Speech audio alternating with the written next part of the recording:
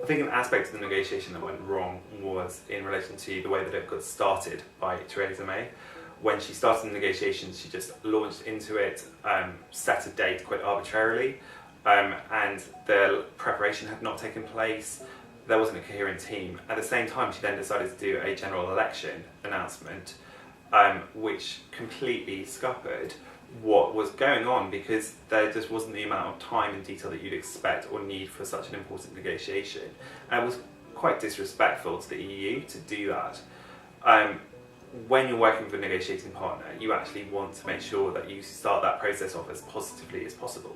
And the way that you could do that is you're looking to build rapport, you're looking to have an agreement as to how you're going to do the process. And instead what happened here was you had a process started by one party, and then that party just then ignored that process to a general election, and then really Brexit didn't get started until September 2017. So something that actually went better with the negotiations was about from the end of autumn 2017, and this was after Theresa May had some problems with the DUP pulling her out of an announcement, and also David Davis had a very disastrous select committee hearing about the figures for Brexit.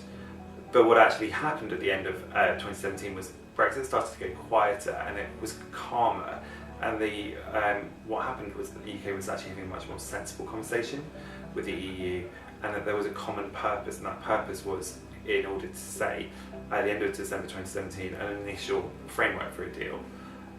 This was positive because actually, even if you don't agree with your negotiating partner, you are actually getting a common purpose will allow you to move things forward.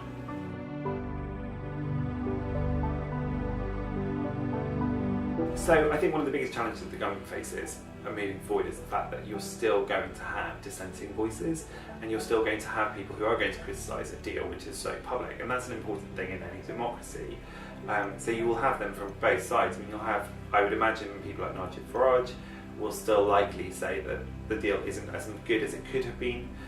And similarly, actually, you've got people like Patrick Stewart who want a second referendum, and they will be looking to challenge the deal as well, and to check that it is actually what the public wants. I think, therefore, the way the government can deal with that challenge is to actually engage immediately with these parties and engage before it becomes a problem.